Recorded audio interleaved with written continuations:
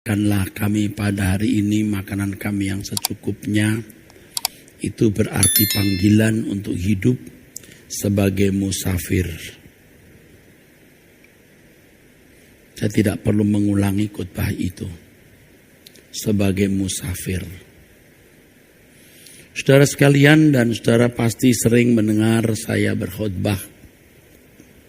Hidup sebagai musafir tidak terikat dengan percintaan dunia, dengan kalimat lain meninggalkan dunia, fokus untuk atau kepada langit baru dan bumi yang baru.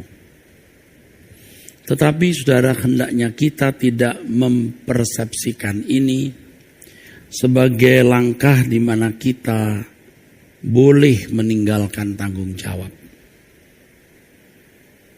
Kita tidak boleh meninggalkan tanggung jawab. Berikanlah kami pada hari ini makanan kami yang secukupnya. Di dalamnya termuat panggilan untuk bertanggung jawab. Doa Bapa kami bukan sekedar formula kalimat doa, tetapi formula kehidupan.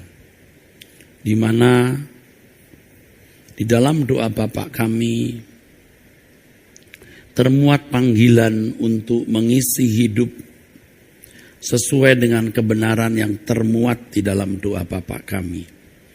Kalau kita berkata, datanglah kerajaan-Mu, jadilah kehendak-Mu di bumi seperti di surga, itu berarti kita mengusahakan bagaimana kita menghadirkan kerajaan Allah dan melakukan kehendak Allah. Di bumi seperti di surga, artinya melakukan kehendak Allah secara mutlak, absolut, ya, unconditional, tak bersyarat, totally submission, dan kita melakukan dengan sikap hormat dan takut akan Allah secara patut, seakan-akan kita sudah ada di surga. Saya sulit untuk membagikan apa yang saya pahami dan saya bayangkan. Kalau kita ada di surga, saudaraku, kita ada dalam cengkeraman hadirat Allah. Kita akan takut dengan takut yang kudus, hormat dengan hormat yang patut, dan kita melakukan kehendak Allah dengan rela dan sukacita dan dengan segala kehormatan. Dan itu yang kita usahakan. Itu tidak bisa terjadi, tidak bisa berlangsung secara otomatis. Demikian pula dengan kalimat berikanlah kami makanan kami pada hari ini secukupnya. Berikanlah kepada kami hari ini makanan kami yang secukupnya. Kalimat ini panggilan untuk bekerja. Panggilan untuk bertanggung jawab. Saya sering mengemukakan, kalau Alkitab berkata pandanglah burung yang terbang. Burung di langit itu burung yang terbang. Bukan burung yang ada di dalam sangkar. Tapi burung yang mempertahankan hidup. Burung yang bertanggung jawab untuk mencari kehidupan, kelangsungan hidup bagi dirinya dan bagi anak-anaknya. Demikian pula saudaraku, kalau kita berkata, berikanlah kami pada hari ini makanan kami yang secukupnya. Itu kita harus bertanggung jawab. Ya, dulu kami memahami ayat, lihatlah burung di udara, artinya bagaimanapun Tuhan akan pelihara. Bagaimanapun Tuhan akan cukupi. Tetapi tidak ada dorongan, ya, anjuran untuk bekerja keras dan bertanggung jawab. Saudara, tanpa disadari banyak gereja yang mengajarkan sesuatu yang membuat jemaat tidak menjadi dewasa, tetapi menjadikan jemaat malah mengalami cacat mental. Cacat mental terkait dengan tanggung jawab ini. Gereja-gereja yang menganjurkan untuk mengklaim janji Tuhan, untuk mengklaim berkat-berkat, adanya doa pemulihan ekonomi, doa pemutusan kutuk-kutuk kemiskinan, yang semua itu pada dasarnya bertendensi atau ke arah penyelesaian masalah ekonomi dengan cara ajaib, spektakuler, tepatnya mistik. Ini cara yang tidak bertanggung jawab untuk menanggulangi masalah pemenuhan kebutuhan jasmani. Tidak diragukan pemeliharaan Allah, tidak diragukan providensia Allah. Allah memelihara, pasti. Burung di udara dia pelihara. Tapi jangan lupa itu burung yang bekerja, bukan burung nganggur. Lihatlah bunga di padang, itu bukan bunga plastik. Bunga hidup yang terus menyerap mineral dari tanah. Jadi ketika diajarkan klaim terhadap janji berkat jasmani, untuk umat perjanjian baru tidak ada janji berkat itu yang terkait dengan berkat jasmani. Yang ada serigala mempunyai liang, burung mempunyai sarang, anak manusia tidak memiliki tempat untuk meletakkan kepalanya. Memang firman Tuhan mengatakan cari dahulu kerajaan Allah dan kebenarannya, maka semuanya akan ditambahkan kepadamu. Tambahan di sini bukan berarti lalu kita menjadi kaya secara materi dan bisa menikmati hidup lebih mudah karena berkat-berkat Tuhan sediakan dengan mudah. Ingat konteks Matius pasal 6 adalah pengabdian kepada Allah. Kamu tak dapat mengabdi kepada dua tuan dan seterusnya. Semua ditambahkan kepadamu artinya kamu akan dibuat efektif di dalam mendahulukan kerajaan Allah. Dan ayat berikutnya, jangan khawatir, hari esok ada kesusahannya sendiri. Allah menjanjikan kesusahan juga. Bukan kesusahan yang membinasakan, tapi kesusahan yang mendewasakan. Doa pemulihan ekonomi tidak pernah ada di dalam Alkitab Perjanjian Baru. Pemutusan kutuk-kutuk kemiskinan tidak pernah diajarkan Yesus. Justru yang diajarkan Paulus adalah asal ada makanan dan pakaian cukup. Yang diajarkan Paulus bagaimana bisa hidup berpada dengan apa yang ada. Sebenarnya apa yang diajarkan itu sebuah penipuan, saudara. Itu penipuan. Itu pengkerdilan iman.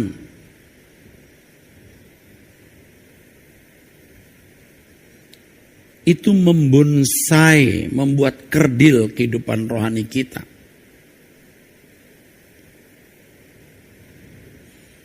Alkitab tidak mengajarkan cara-cara seperti itu untuk menyelesaikan masalah-masalah pemenuhan kebutuhan jasmani. Bahkan Tuhan tidak memberikan tuntunan khusus bagaimana kita menyelesaikan masalah-masalah pemenuhan kebutuhan jasmani.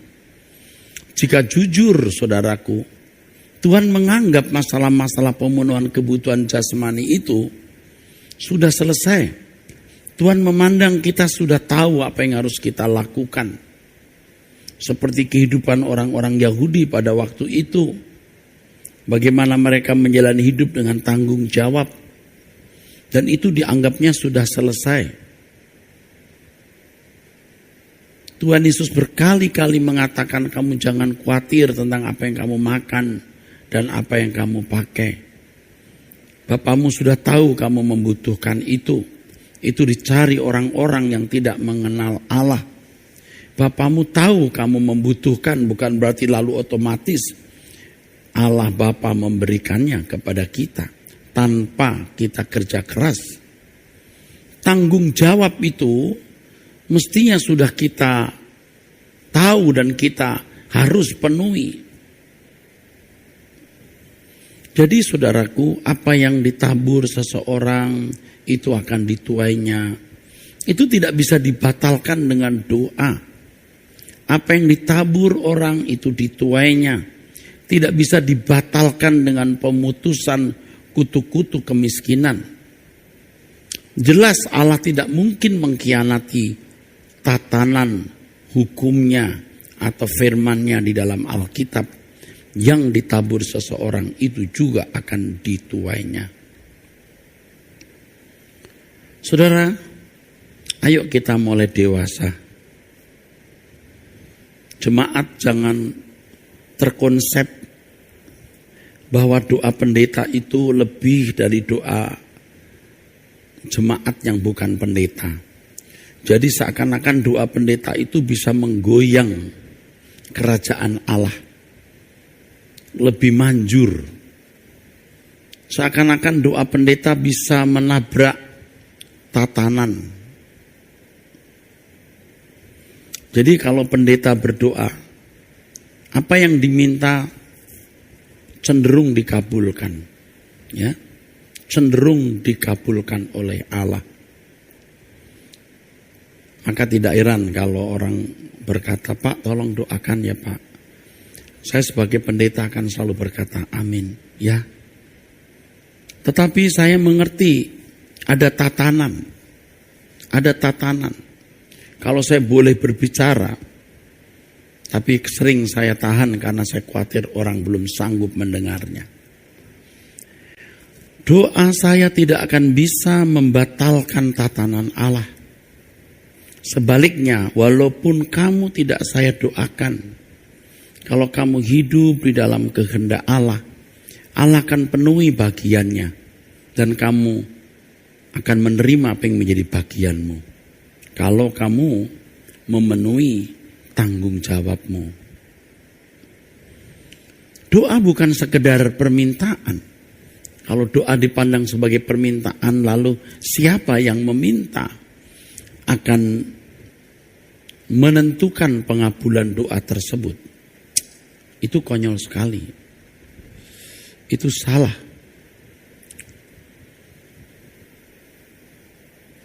Bagi orang yang dewasa, doa itu dialog, bukan sekedar permintaan. Allah sudah menyediakan berkat bagi setiap individu. Mazmur 127. Allah menyediakan, ya. Allah menyediakan kepada orang yang dikasihinya pada waktu tidur.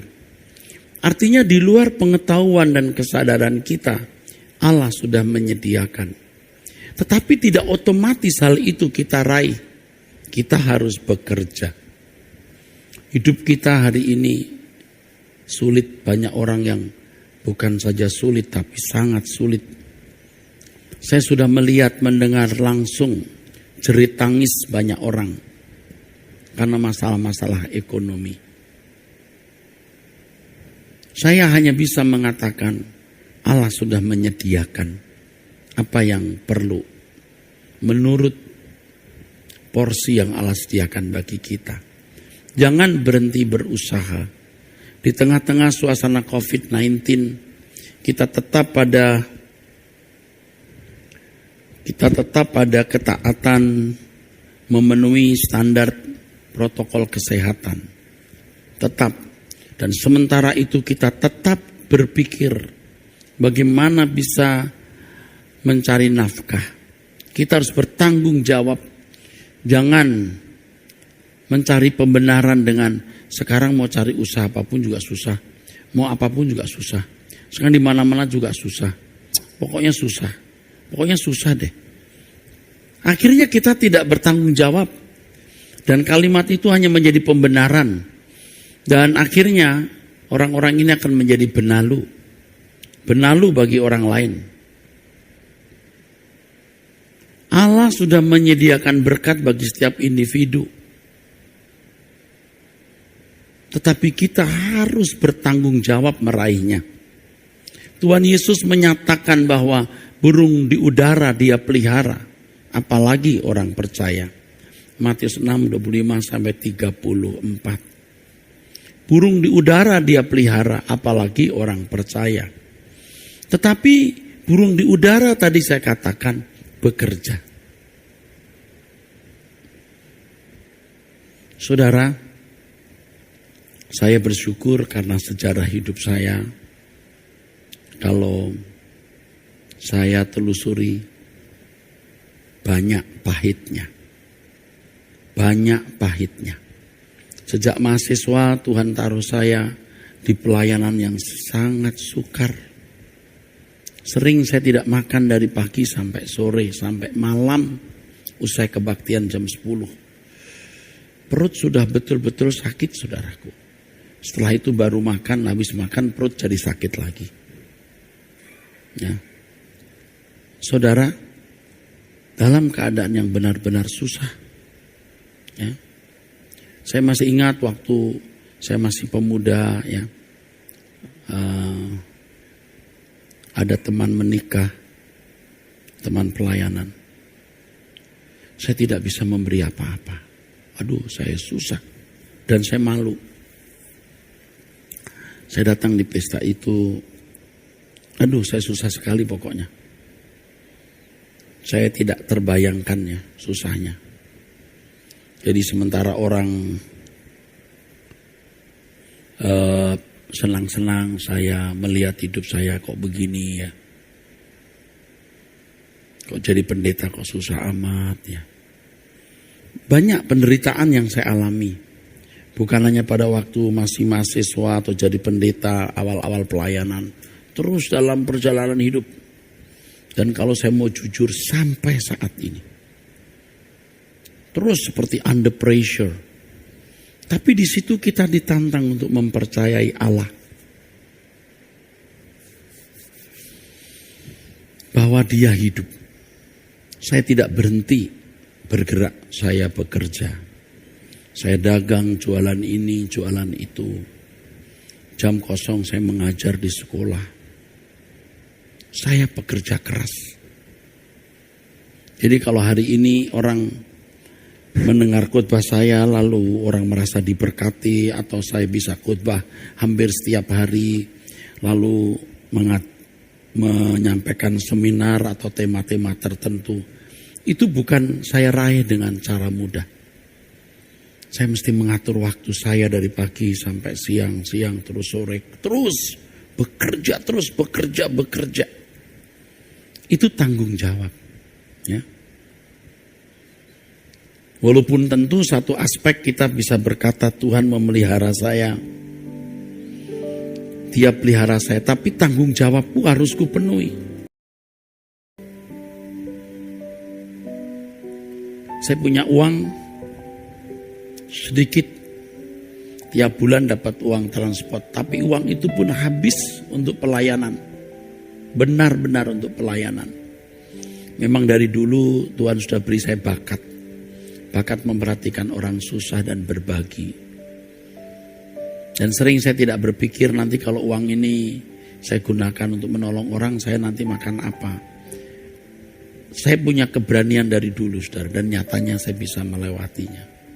Dalam keadaan yang terjepit, saudaraku, ya, saya tidak punya apa-apa, saya susah, sementara orang lain sudah punya motor, punya ini, punya mobil, naik mobil maksud saya tidak punya apa-apa, benar-benar masa depan saya gelap. Jadi saudara, satu sisi kita percaya Allah pelihara, tapi jangan lupa tanggung jawab yang harus kita penuhi.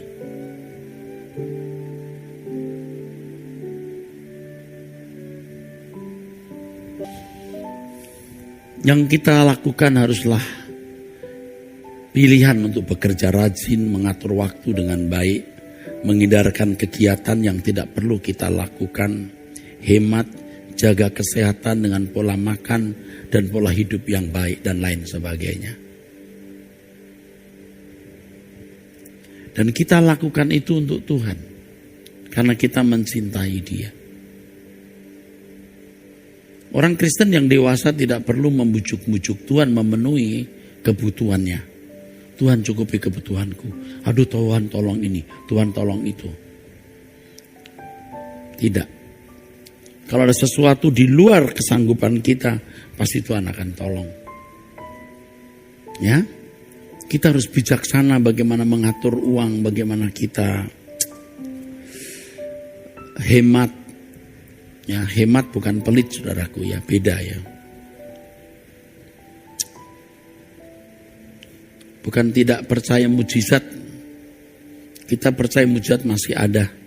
Tapi orang Kristen yang dewasa tidak mengharapkan mujizat kesembuhan. Tetapi membangun kesehatan tanpa butuh kesembuhan karena tidak sakit.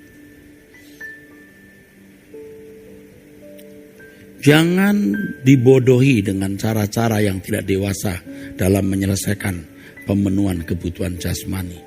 Akhirnya kita akan sibuk dengan urusan kita sendiri dan kita tidak sibuk dengan urusan Tuhan. Akhirnya kita hanya melihat kepentingan kita, persoalan pribadi kita. Kita tidak melihat persoalan orang lain. Sebagai anak-anak Allah yang memiliki jaminan pemeliharaan dan hak istimewa dari Bapa, yang kita butuhkan adalah tanggung jawab. Bukan menanti cara-cara mudah mendapat maksud saya jawaban doa, pertolongan dengan cara mudah. Juga bukan doa pendeta atau doa orang suci manapun. Tolong deh, kita mesti bertobat. Kita sudah saatnya menjadi orang Kristen yang dewasa. Dunia ini semakin tidak menjanjikan, saudara. Perang di ambang pintu.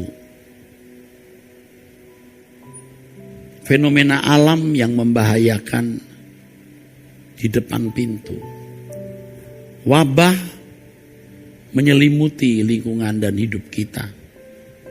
Krisis ekonomi membayangi. Bahaya. Tetapi kita percaya pemeliharaan Allah. Selama kita bertanggung jawab. Kita harus mulai mandiri. Independen dari manusia tapi dependen terhadap Tuhan. Aku membutuhkan Engkau Tuhan. Bapa, jangan tinggalkan aku. Aku mengungsi padamu Bapa. Nah, kalau kita sungguh-sungguh demikian, kita pasti akan berjuang dan berusaha untuk hidup tidak bercacat, tidak bercela. Ya.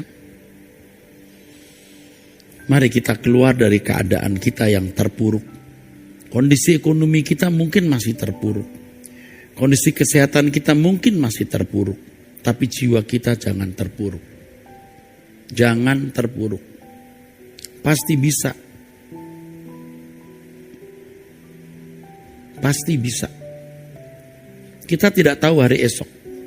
Tapi kita harus betul-betul bergantung pada Tuhan. Bukan bergantung pada doa pendeta atau doa orang suci manapun.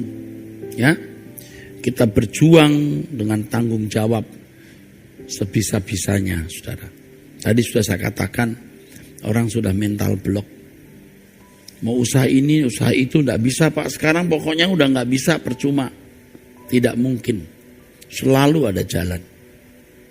Kalau benar-benar di luar kemampuan kita, Tuhan pasti memberi jalan. Dengan caranya yang di luar pengetahuan kita. Tetapi di atas semuanya, landasannya adalah kita hidup untuk Tuhan. Landasannya kita hidup untuk Tuhan.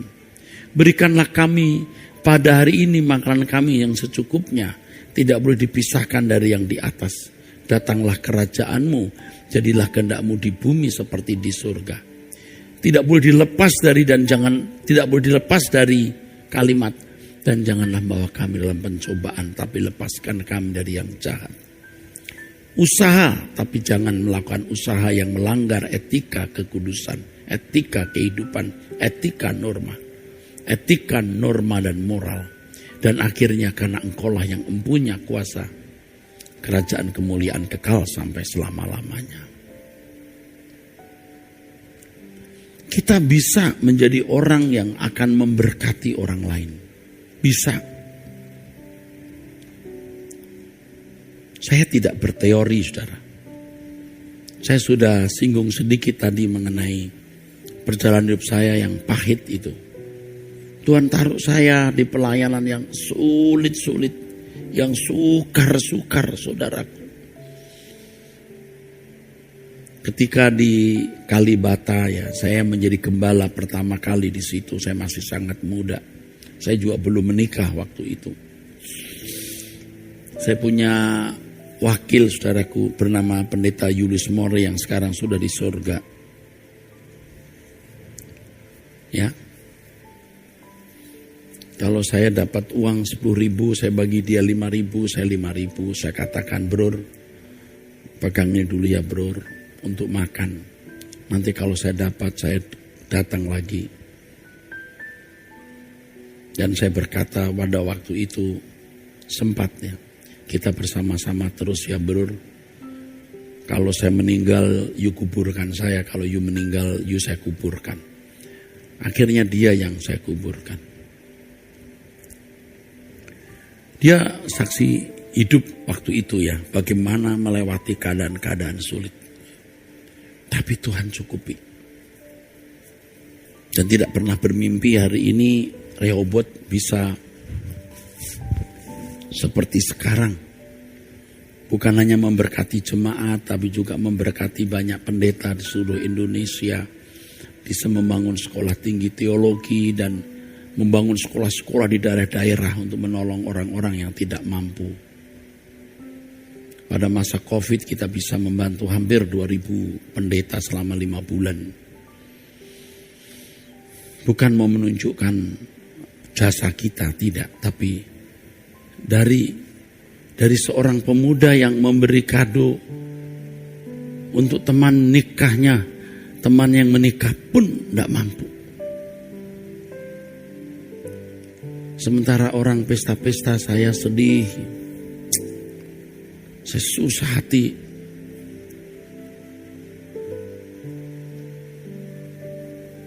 Kalau saya lihat keluar, sementara orang pesta saya lihat luar gitu. Gelap rasanya hidup saya. Karena Anda didesain bukan untuk gagal. Anda didesain bukan menjadi orang miskin yang menjadi beban bagi orang lain. Anda didesain untuk menjadi berkat. Keputusan dan pilihan yang salahlah yang mengakibatkan keadaan yang membuat Anda tidak menjadi berkat. Hai anak muda,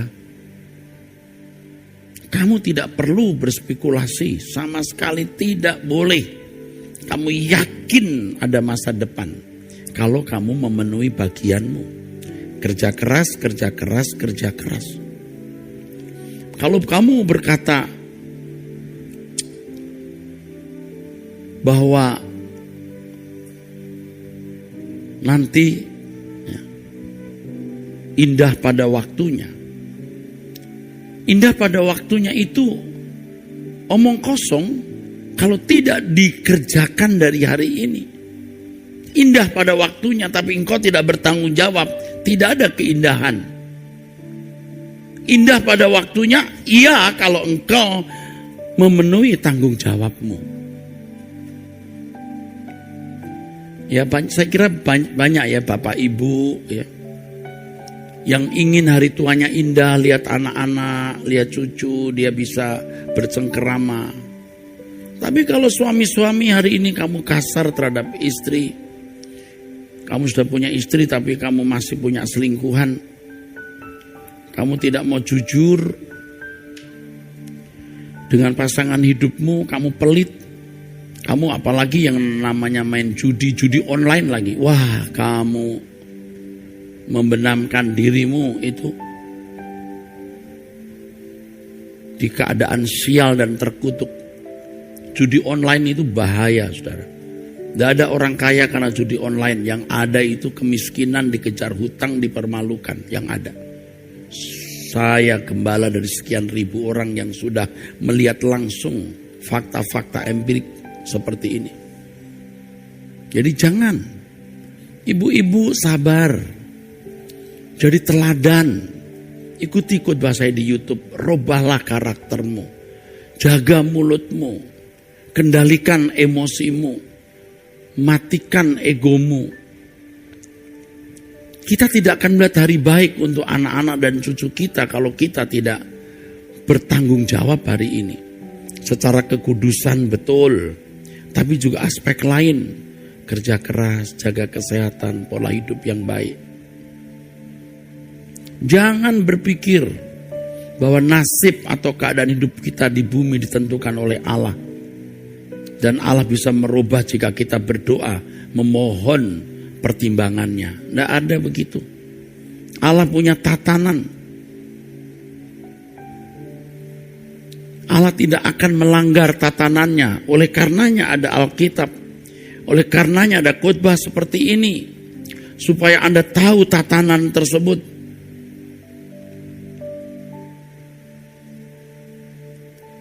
Makanya kalau hari ini saudara, saya bersyukur ya lewat pengalaman perjalanan hidup yang pahit-pahit itu. Saya menjadi gentar dan takut akan Allah. Saya benar-benar gentar. Dengan gentar itu saya makin sungguh-sungguh untuk melihat tanggung jawabku. Kalau aku sakit karena aku makan sembarangan, aku malu minta kesembuhan dari Tuhan. Kalau aku miskin karena aku lalai, malas, malu minta berkat Tuhan.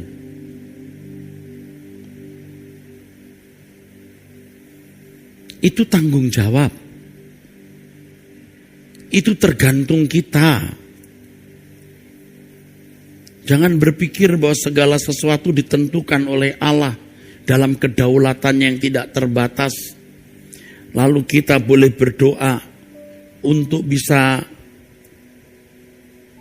menggerakkan hati Allah supaya melakukan sesuatu seperti yang kita inginkan.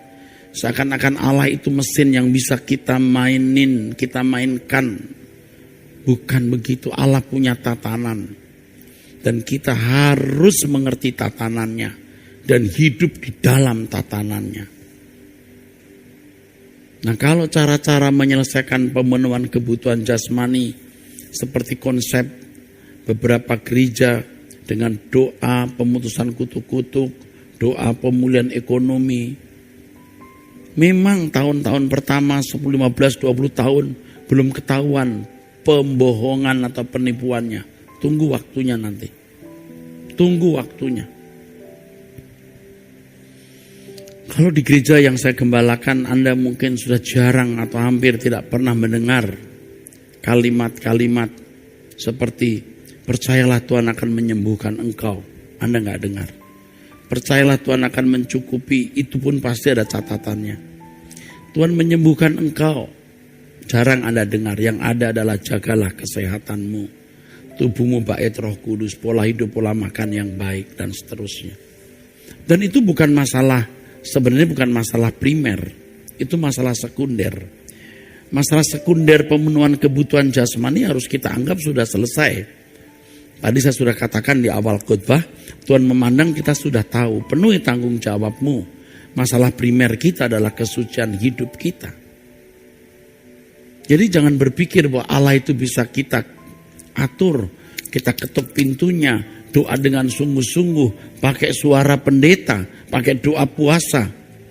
Tuhan bukan seperti Badara Guru atau Badara Narada, cerita pewayangan yang bisa digoyang kayangannya, lalu Batara-batara ini menjawab doa karena kayangannya diguncang oleh umat yang minta sesuatu. Bukan begitu. Saya berharap kita mengerti ini. Jadi dewasa ini banyak orang Kristen yang berusaha untuk bisa meraih berkat dan menikmati fasilitas itu dengan memanfaatkan kasih Allah.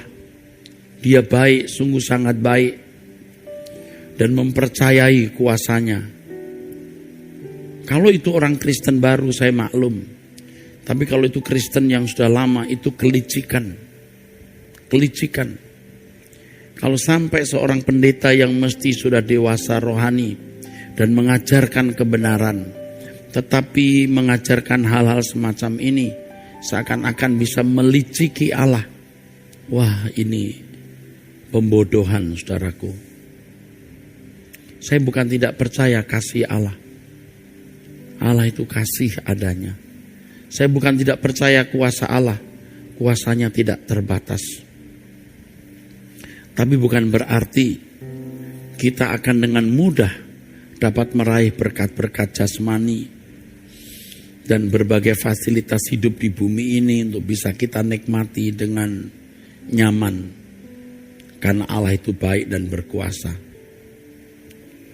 Orang Kristen yang dewasa tidak akan memanfaatkan kuasa Tuhan dan tidak akan memanipulasi kasih Tuhan.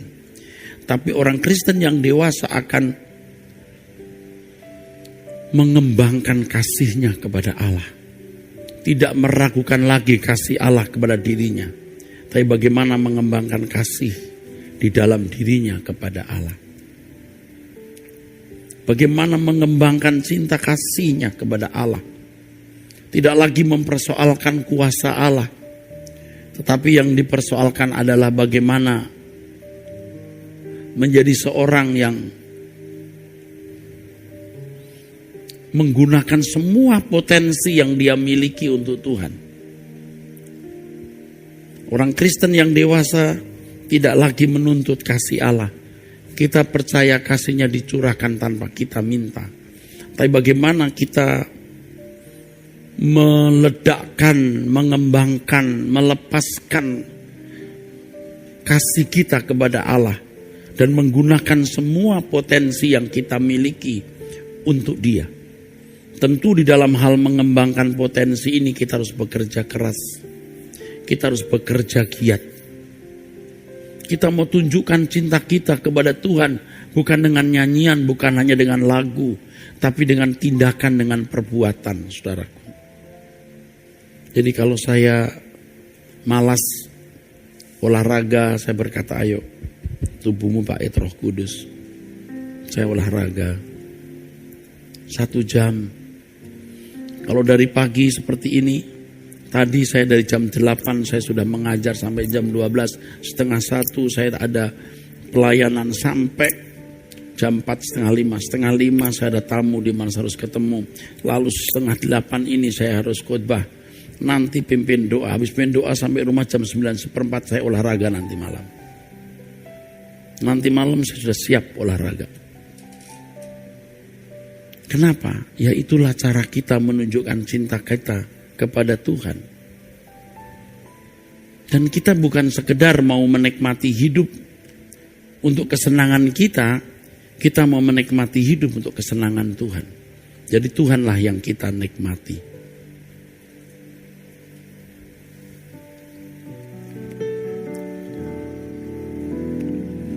Saya ulangi, saudaraku.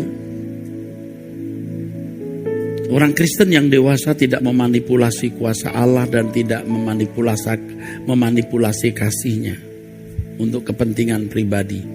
Tapi orang Kristen yang dewasa bagaimana membuat hatinya makin mencintai Allah tanpa meragukan kasih Allah kepada dirinya. Bukan bagaimana memanfaatkan kuasanya, tapi bagaimana memanfaatkan semua yang kita miliki untuk kepentingannya.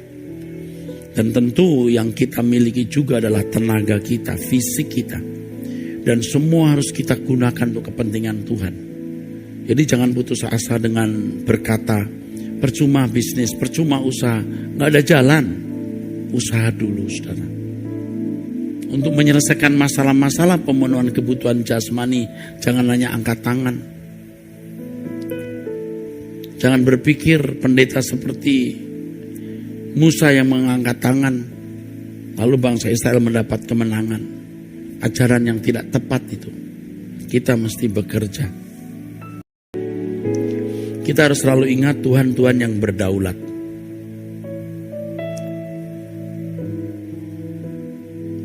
Saya mengerti dan saya mengajak saudara mengerti. Kedaulatan Allah itu ada di dalam, kedaulatan Allah itu kedaulatan yang sempurna.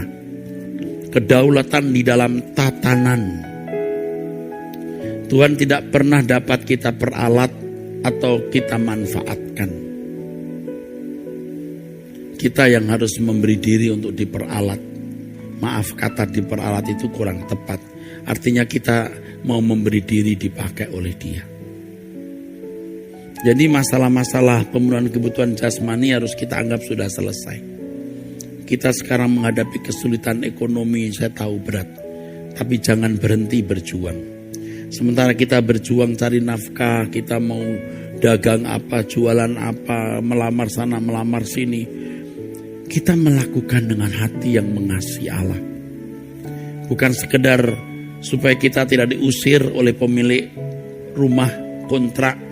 Bukan sekedar supaya anak kita bisa sekolah atau bisa beli gadget untuk bisa mengikuti pelajaran online.